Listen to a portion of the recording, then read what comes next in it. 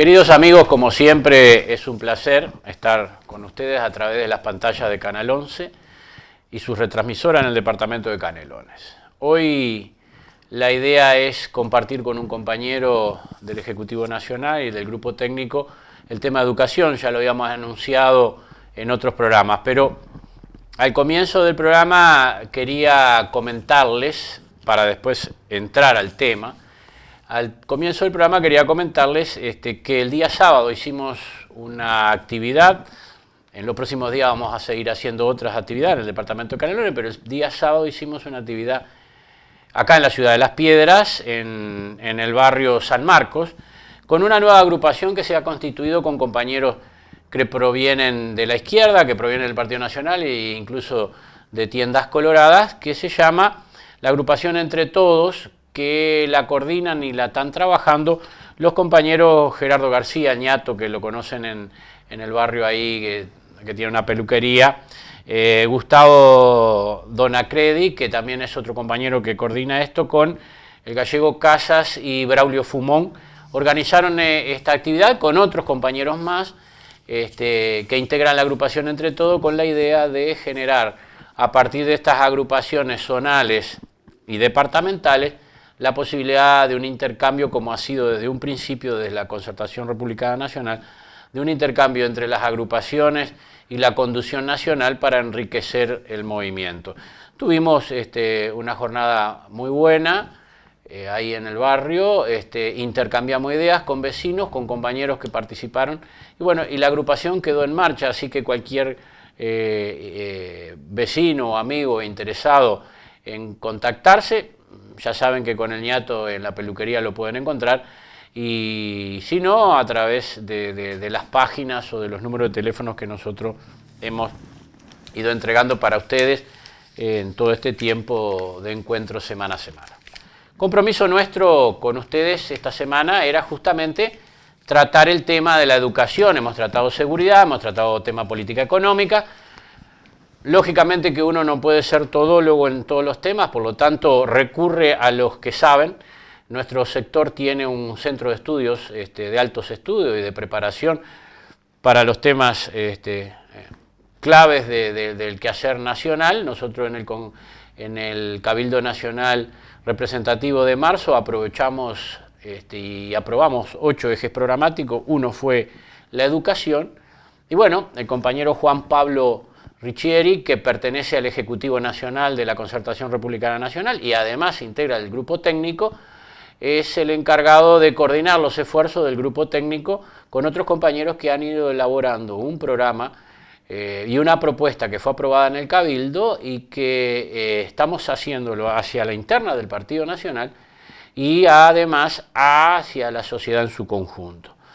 La idea viene de un lineamiento que lo hemos comentado acá. Nosotros creemos que el problema de la educación es un problema estructural que proviene de una reforma que se hizo en el 72, dejando de lado las autonomías técnico-administrativas y técnico-pedagógicas, concepto bareliano y de Bas Ferreira, para pasar a la administración meramente política de la educación a través de un formato ideológico por cada partido que va gobernando. La responsabilidad en esto no la tiene solo el Frente Amplio, sino todos los partidos. Sí, el Frente Amplio tiene una gran responsabilidad porque combatió ese modelo del 72 para acá brutalmente y sin embargo en la reforma educativa de Vázquez implementó el mismo modelo de formación de la educación y de gobierno de la educación a través de la ideología partidaria. El propio Mujica se quejaba en una entrevista de hace una semana en Voces, diciendo que no logró lo que él pensaba con UTU, crear una universidad autónoma presupuestalmente y pedagógicamente, y dijo claramente, y dice en la entrevista, que el gran embudo de la educación es el Codicen y que había que eliminarlo.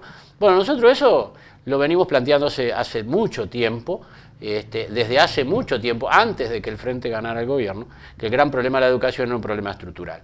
Por lo tanto, en esa línea de pensamiento los compañeros técnicos, y en este caso Juan Pablo, que es un compañero del Ejecutivo, le damos la bienvenida a Juan Pablo al programa y bueno, él tiene la palabra para empezar a explicar más o menos en estos minutos de este primer blog el concepto general de lo que es la idea de nuestra propuesta y después en la segunda parte desarrollaremos más afinadamente. Y si queda algo, vamos a realizar otros programas para que ustedes puedan tener completo lo que puede ser una idea de lo que nosotros creemos como gobierno educativo y como desarrollo de una educación distinta a la que tiene el Uruguay de hoy. Así que, Juan Pablo, te paso la posta y tú desarrollá para los amigos que nos ven semana a semana a través del programa de Canal 11.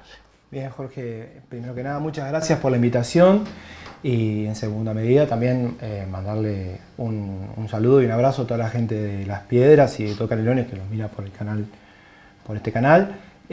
Bueno, tomando en cuenta lo que tú planteabas, buena parte del problema, partiendo de las ideas que vos has planteado en programas anteriores, para no ser reiterativo, buena parte de los problemas que tienen que ver con la educación actual, a nuestro criterio, y en base a estudios que hemos realizado con otra gente que ha colaborado con nosotros, es la situación del CODICEN. Bueno, el CODICEN como tal surgió con la reforma de 1972, del que en ese entonces era ministro de Educación y Cultura del gobierno Colorado de Bordaberry, el doctor Julio María Sanguinetti, que decidió en ese momento, con una ley, crear un organismo de control político partidario sobre la ANEP, lo que nosotros conocimos luego como CODICEN, con las sucesivas reformas que se fueron dando luego del pasaje a la democracia en el 85 y con los siguientes reformas educativas en los años 90 y con la última que hemos tenido en el año 2008 con la ley 18.437, que es la ley de reforma educativa del Frente Amplio.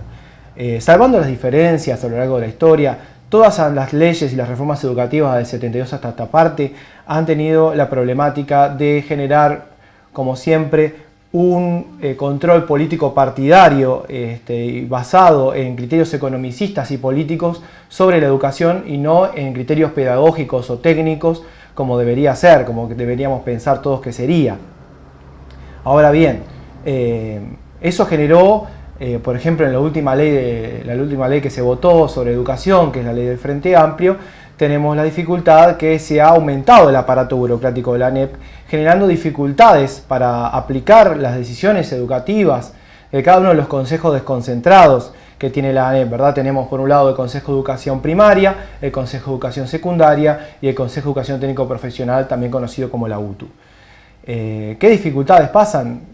Desde mi experiencia en la labor educativa, vemos que por las cuestiones burocráticas y de peso administrativo que tiene en la actualidad, desde hace tiempo, pero más aún en la actualidad, toda la ANEP por parte del control del CODICEN, tenemos la dificultad de que un director, por ejemplo, para solucionar un problema tan simple como arreglar la puerta de un baño, puede estar meses, inclusive todo un año lectivo.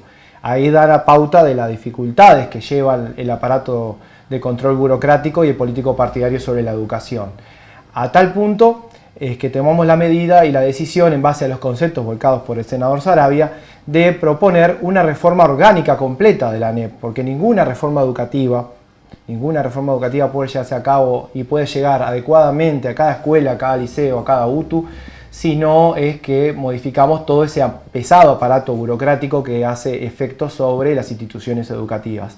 Es por eso que presentamos una propuesta que tiene dos partes. La parte macro, que implica una reforma orgánica completa y una reforma administrativa de la ANEP, en donde en primera plana tenemos la eliminación del CODICEN como organismo de control y directivo de la ANEP. Obviamente no podemos dejar a la ANEP acéfala, tenemos que sustituirlo con otro organismo que tendrá menos competencias de punto de vista administrativo y presupuestario sobre cada uno de los consejos desconcentrados, permitiendo que cada consejo desconcentrado tenga más autonomía, se pueda dedicar más específicamente a sus tareas y no dependa de las decisiones superiores del CODICEN, salvo en situaciones previstas por leyes y reglamentos, como por ejemplo la superintendencia administrativa, para lo que tiene que ver con las resoluciones y todo lo que tiene que ver con el control de la actividad y la coordinación de las actividades entre los consejos. Ahora bien, tenemos la situación de que ese nuevo consejo directivo y coordinador que llamaríamos nosotros, aparte de tener menos competencias, tendría una nueva cosa, un nuevo elemento, porque hasta ahora la integración tanto de los consejos desconcentrados como el CODICEN son por designación política. Ahora la innovación de esta propuesta es que sean por concurso, salvo uno de esos elementos. Por ejemplo, tenemos que el actual CODICEN tiene 5 integrantes, la mayoría designada directamente por los partidos políticos y por el partido político de gobierno preferencialmente. En este caso, Lo que significaría como gran modificación para este nuevo Consejo Directivo y Coordinador es que cada elemento, cada integrante, sea designado en base a un concurso. De modo que las personas que hicieron carrera, que estudiaron y que tienen amplios años de experiencia en varios aspectos en la educación, sean realmente los que tomen las decisiones, generando más autonomía en la educación y permitiendo que a su vez los funcionarios de carrera tengan un lugar y una voz en el trabajo en lo que tiene que ver con las decisiones pedagógicas.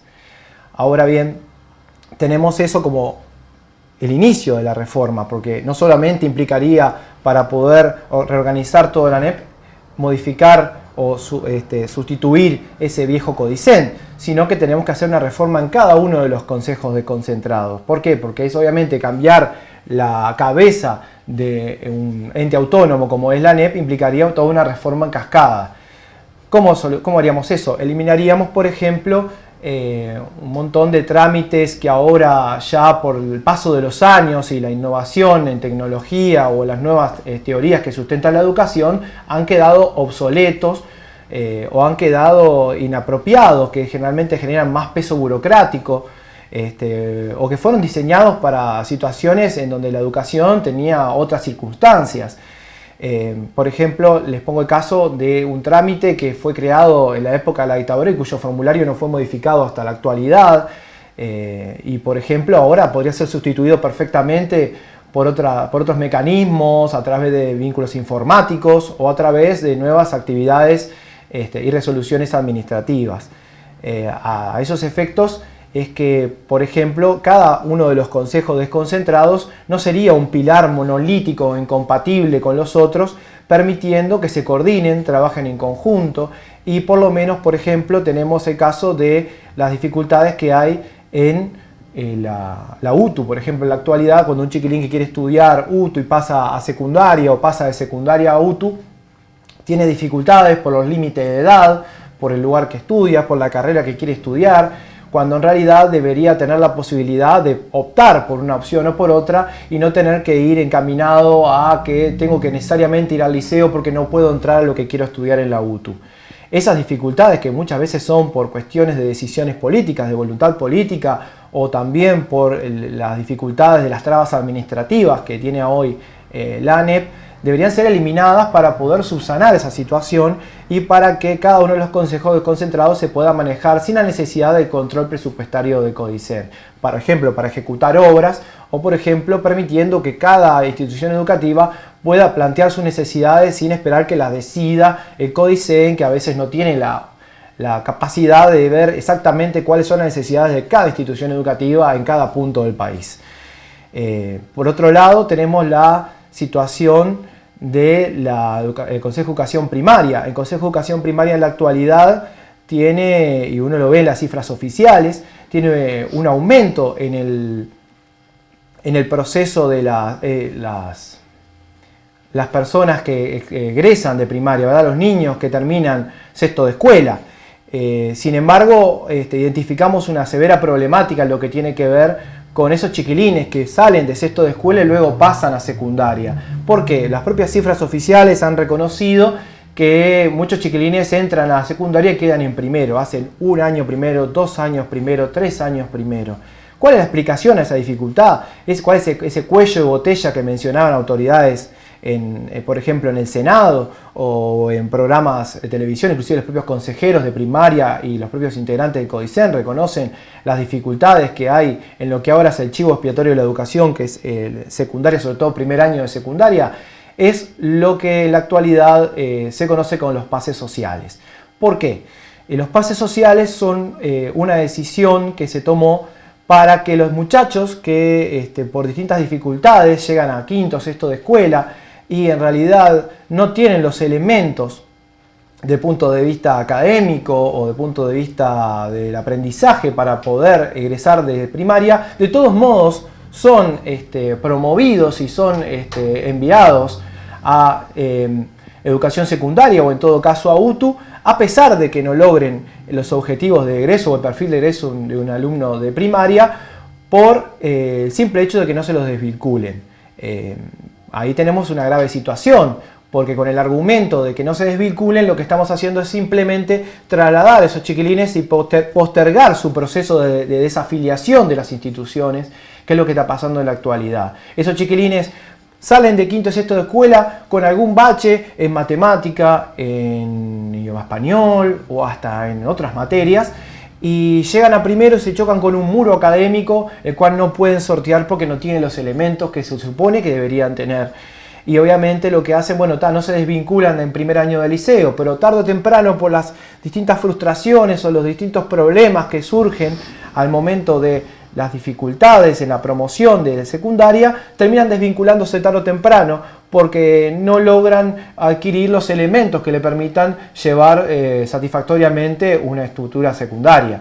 En la segunda parte de este programa vamos a dedicarnos especialmente a la parte micro, en donde vamos a hablar de las decisiones o las propuestas que tenemos para cada una de las instituciones públicas que permitan su trabajo más adecuado.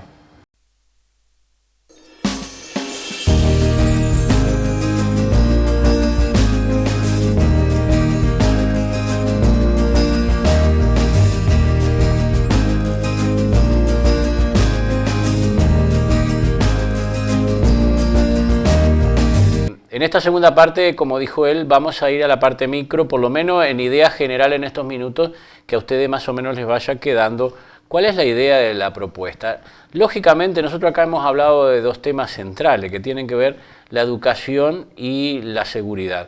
Y justamente esta herramienta que nosotros proponemos para corregir los problemas estructurales de la educación y generar la posibilidad de incorporar los jóvenes realmente a la educación, tienen que ver lógicamente, con una herramienta fundamental que es para mitigar y eliminar los factores de riesgo que muchas veces hacen que el joven termine en conflicto con la sociedad o termine delinquiendo o cometiendo delitos frente a la sociedad. Así que, Juan Pablo, yo te doy la posta, tú continúas nomás con la exposición. Estamos identificando distintas dificultades con lo que tiene que ver con las decisiones de egreso, porque nosotros decimos, bueno, podemos presentar cifras en donde tenemos una X cantidad de alumnos egresados de primaria que lamentablemente tarde o temprano luego llegan a secundaria y chocan contra un muro y terminan lamentablemente desvinculándose, y que es una gran situación que tenemos ahora, una grave situación, donde vemos ahora por la prensa y por las dificultades que plantean todo, no solo el sistema político, sino la sociedad en su conjunto, la sociedad civil y los integrantes de las instituciones educativas, cómo vemos sobre todo en los niveles socioeconómicos más vulnerables, un gran proceso de desafiliación de los estudiantes de las instituciones educativas. ¿Por qué? Porque no tienen expectativas sobre los liceos. Su proyecto de vida no lo lleva a considerar al estudio como una gran base de desarrollo humano. ¿Por qué pasan este tipo de cosas? Bueno, podemos hablar en ese sentido con respecto a lo que está pasando con la divergencia entre las instituciones privadas y las instituciones públicas. Por muchos lados, por la prensa y por los comentarios de distintos actores políticos, escuchamos que tenemos en Uruguay una educación para ricos y una educación para pobres.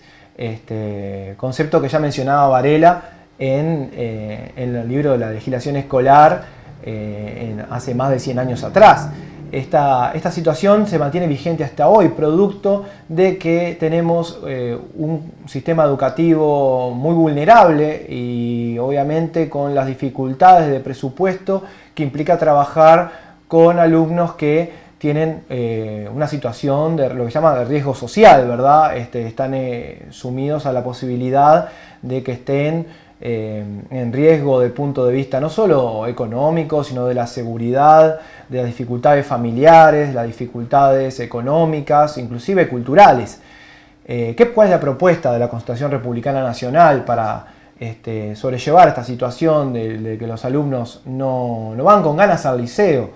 Simplemente tenemos un gran elemento a tomar en cuenta, generar que las instituciones tengan más recursos para tener la primera intervención sobre las dificultades que hay sobre los alumnos. Muchas veces, y puedo hablar a título personal, identificamos los docentes que trabajamos en los liceos las dificultades de los alumnos, como por ejemplo aquellos estudiantes que tienen en su familia o en su entorno dificultades de violencia doméstica, de abuso sexual, de abandono, dificultades de aprendizaje, severos problemas con el acceso a los recursos económicos. Muchas veces los primeros que nos enteramos, desde el punto de vista de la intervención del Estado, somos los educadores.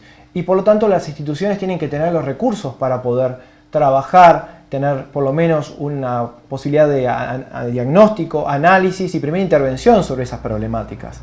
¿Cómo hacemos eso? Bien, recurriendo a muchas cosas que ya tenemos en la actualidad. Muchos recursos que hay hoy en la actualidad podrían estar destinados a la educación, pero no lo son destinados a la educación. ¿Por qué? Porque no están coordinados. Justamente, como les decíamos en la primera parte, este Consejo Directivo Coordinador lo que va a permitir es integrar y coordinar a la actividad de la educación formal, ¿verdad? La actividad de las escuelas, los liceos y las UTU, la actividad de la educación no formal. ¿A qué llamamos educación no formal? Llamamos, por ejemplo, a las ONG, a las asociaciones, a las fundaciones, a los clubes deportivos y a otra índole de muchas variantes y opciones de organizaciones de la sociedad civil que pueden dar un gran aporte, que ya dan un gran aporte a la educación, pero que sus esfuerzos no están coordinados, están simplemente dedicados a trabajar en lo que hoy se conocen como políticas focalizadas. Las políticas focalizadas son un elemento que está muy en boga en la actualidad de la educación, que son un plan específico para atender un problema identificado sobre una población X en un momento determinado y en un lugar determinado. El problema obviamente es que el alcance de esas políticas focalizadas, que las escuchamos muchas veces en la tele como los planes que se hacen en conjunto entre la ANEP, el INAU, el MIDES, el BPS, etc., donde se atiende a determinados niños o adolescentes con dificultades de aprendizaje, con determinada situación de vulnerabilidad o exclusión social, pero que obviamente no alcanzan a todos. ¿Por qué? Porque son como un parche en una rueda, ¿verdad? Si pensamos que la educación como si fenómeno social fuera una cubierta, cada uno de esos planes es un parche. Y hay tanta proliferación de políticas focalizadas, tantos parches, que ya cubrirían toda la rueda, por poner el ejemplo. Entonces, esas dificultades no se pueden ya solucionar con políticas focalizadas que atacan a un problema en especial, a un problema en específico, sino con un elemento que atraviese a todas las instituciones educativas, a cada escuela, a cada liceo y que llegue a cada punto del país. No que vea el árbol específicamente, sino que pueda ver todo el bosque. ¿Cómo hacemos eso? Permitiendo a cada una de las instituciones trabajar con sus propios elementos y recursos brindados para que generen lo que se conoce como las comunidades de aprendizaje. ¿Qué son las comunidades de aprendizaje? Trabajar integradamente, no solamente en las instituciones formales, sino también en las instituciones no formales, de un modo coordinado a través del concepto de la red social. Y cuando decimos redes sociales de trabajo y coordinación en cada uno de los lugares donde está instalada, inserta una institución educativa, en cada pueblo, en cada ciudad, en cada localidad del país, permitiendo con los recursos, por ejemplo, la creación del RUE. El RUE sería el Registro Único de Estudiantes. ¿Qué es el Registro Único de Estudiantes? El Registro Único de Estudiantes permite, a través de un sistema informatizado, desde que un alumno ingresa a la educación preescolar, porque tenemos la educación preescolar como en los últimos cambios a la política educativa, como la educación obligatoria ya a partir de los 4 años. Por lo tanto, el niño que ingresa con 4 años al sistema educativo va siendo registrado y se le genera una ficha de trabajo con sus datos y con toda la situación y con todos los elementos que va generando a través de su vida escolar, con lo que tiene que ver con los datos que van ingresando los maestros. Entonces esos elementos se informatizan, no se generan en fichas de papel, permitiendo que no solamente se pueda llevar un control actualizado y permanente del trabajo de cada uno de los niños, sino que a su vez se pueda, desde cada una de las oficinas del Estado, por ejemplo, desde el BPS, desde el MIDES o desde el Ministerio de Educación y Cultura, si es necesario, se realice un control en tiempo real de la situación para lo que tiene que ver con la articulación de los programas especiales, de lo que tiene que ver con la distribución de las asignaciones familiares, el control de la asistencia, y a su vez, a medida que ese niño va saliendo de la escuela y va pasando a secundaria, cuando llega a secundaria, los docentes, los administrativos y cada uno de los funcionarios públicos que están a cargo de la situación administrativa de ese estudiante, se pueda realizar un control y no se pierdan esos datos. ¿Por qué? Porque en la actualidad tenemos lo que se llama las fichas acumulativas. Esas fichas acumulativas son ingresadas en la escuela y después tienen que ser enviadas, una vez que el alumno egresa de primaria, tienen que ser enviadas a secundaria. Pero obviamente esos datos demoran en llegar y muchas veces se pierden, no llegan al lugar que tienen que llegar. Entonces parece que el alumno cuando sale de la escuela muriera administrativamente y renaciera cuando ingresa al liceo. Esas cosas no puede pasar, el alumno es uno solo. Por lo tanto, ese tipo de instrumentos informatizados que se pueden actualizar permanentemente y que muchas personas y funcionarios públicos que organizan y articulan los programas y las actividades del Estado pueden consultar permanentemente. Otro elemento es el desarrollo y la potencialización de lo que ya existe, que es los equipos multidisciplinarios. Los equipos multidisciplinarios permiten muchas veces intervenciones muy útiles sobre alumnos. Por ejemplo, acá le llamamos equipos multidisciplinarios, los psicólogos, los educadores sociales, los licenciados en trabajo social, que permiten justamente que esas intervenciones sobre los alumnos en riesgo puedan ser enfocadas y redirigidas a cada uno de los recursos que tiene el Estado para trabajar sobre ellos, ya sea el INAU, ya sea las asociaciones, las fundaciones o las ONG.